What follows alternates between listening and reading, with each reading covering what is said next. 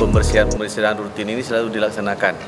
Hampir setiap bulan selalu ada kegiatan-kegiatan pembersihan, kemudian evaluasi dan lain-lain sebagainya selalu dilaksanakan. Tidak mesti menyambut bulan suci Ramadan saja, tetapi tentunya saat bulan suci ini datang ada kegiatan ekstra, termasuk membersihkan lantai, karpet dan lain sebagainya, karena kita menyambut datangnya bulan suci Ramadan, bulan yang penuh berkah.